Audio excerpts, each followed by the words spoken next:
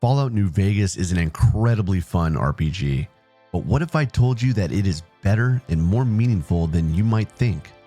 There's a lot of content covering this game, but many of the reviews and commentaries out there fall short, capturing the philosophical intricacies a player might extract from Fallout New Vegas that resonate with them at a deeply human level. In this video, I'm going to take you on a deep dive into the game, and we're going to discuss some of the underlying philosophical themes that truly captivated me and made Fallout New Vegas an enjoyable philosophical masterpiece. We'll explore the existential vibes that ooze from the game's pores. I'll delve into the way that New Vegas can resonate with our own subjective experiences.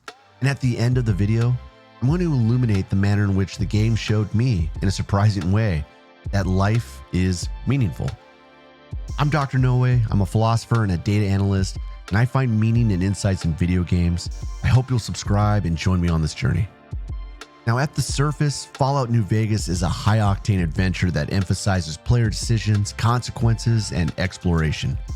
It has many of the same elements that other RPGs have, including exploration, character customization, quests, and so on.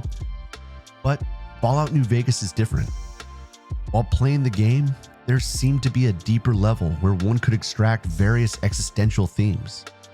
The beginning of the game was, in a word, chaotic. You start your journey as a courier that was brutally attacked and left for dead by unknown assailants in a war-torn and seemingly desolate world. And even though you are saved by a mysterious metallic robot named Victor and a good-natured doctor from the nearby town, you still can't shake these uneasy feelings of discomfort. For me, it was anxiety, anger, and confusion. My attackers' motives were unclear. They wanted something that I had, but why would they try to kill me? Who was I to them? It was all a mystery, but what was evident is that my life meant absolutely nothing to them. As the philosopher Immanuel Kant would say, I was simply treated as a means to their own ends. And this jarring experience drove me to seek out my attackers and unravel the mysteries of New Vegas. As I ventured forth into the post-apocalyptic world for the first time, I was filled with a sense of both dread and excitement. I quickly realized that I had to always remain on edge, for I never knew when I was going to be ambushed by bloodthirsty gangs or mutated creatures. There's drug addiction, betrayal, murder, war, and even slavery. In the town of Nipton, I saw crucified bodies decorating the streets. The Mojave wasteland had no sympathy for me. I reflected on that phrase we commonly hear in Fallout games: war. War never changes. Throughout most of my playthrough, I felt stuck in a perpetual cycle of conflict. But this reminded me of a concept posed by the philosopher Friedrich Nietzsche called the eternal recurrence. According to this thought experiment, time is an infinite circle where everything we have ever done will be repeated over and over again for all eternity. Now, I don't believe that we are stuck in some infinite loop, condemned to repeat our actions good and bad. But Nietzsche's thought experiment leads us to ask how someone could live a meaningful life if they were condemned to repeat the same events for eternity. The answer, for me, is not initially clear. Even outside of the eternal recurrence, time seems to give rise to the same kinds of events. Goodness and beauty can sometimes be obscured by cycles of chaos, disorder, wars, and suffering. Our world has given birth to Nazis, countless wars, eras of slavery, natural disasters, poverty, plagues, and oppression. New Vegas can, in an exaggerated way, sometimes mirror our own world. Throughout the game, there seems to be an endless cycle of conflict and struggle. What life would you want to live in this type of world? And could that life be meaningful? For some, these experiences might push them toward a nihilistic picture of the world, where one rejects objective values and morality. And in New Vegas, it is tempting to adopt this nihilistic stance. Apart from the weak karma system embedded in the game, there didn't seem to be any real morality, order, or objective value. And as I continued to battle the countless monsters and gangs with aggressively bizarre haircuts, I began to ask myself if a world like New Vegas had any deep meaning. Does our world outside of the game, with all its beauty and cycles of suffering, have any meaning? The existentialist philosopher Albert Camus talked about the absurdity of seeking meaning from a world that lacks any inherent meaning. But I think that there is meaning in this world, and that there's meaning in the world of Fallout New Vegas. And in order to grasp this, Fallout New Vegas pushed me to examine my own existence in very interesting ways. One of the most striking features of New Vegas is that it exemplifies Jean-Paul Sartre's view that existence precedes essence. For Sartre, human beings do not have a predefined essence or nature. Instead, we carve out our own meaning and purpose through our actions and decisions. This was one of the most prevalent and thought-provoking themes that permeated through my gameplay. Or in New Vegas, you're a courier with an unknown past and an open future. There is no sense of destiny or fate. There is no predetermined path you must follow. You are not bound to some rigid purpose set by forces beyond your control. Instead, you are a blank slate. You are someone that will be defined in a unique way by the forces of your own actions. I found this to be deeply comforting and familiar. In my life, I am not born of some noble clan and destined to save the world.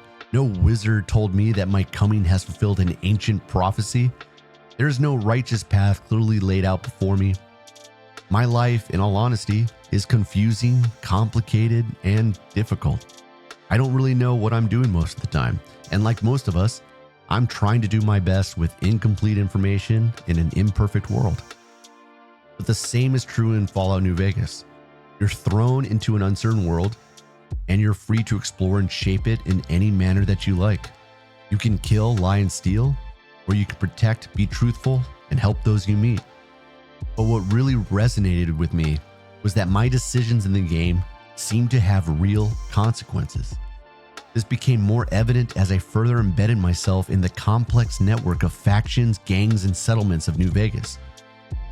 There are major political factions holding different worldviews like the NCR, the Legion, and Mr. House.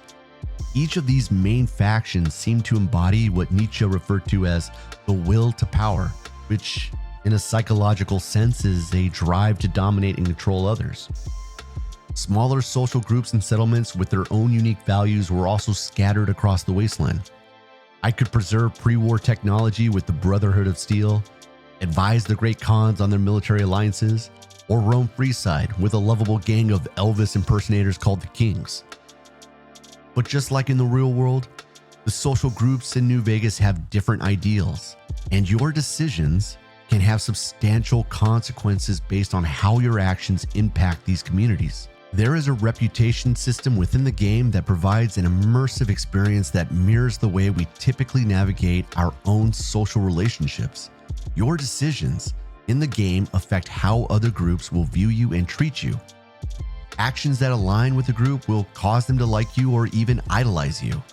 But decisions that are not in alignment with their faction's norms and ideologies would cause them to dislike you and even attack you. I always felt a sense of anxiety when I made a choice that might critically impact my relationships with other groups or characters. I could feel the weight of my choices. My actions could lead to new opportunities, or they could completely cut off available pathways and quests. But this made the game feel more genuine. It was enveloping, and I felt compelled to leverage my own freedom and to shape the world according to my will. Playing was exhilarating and felt purposeful. I crushed murderous gangs wherever I roamed.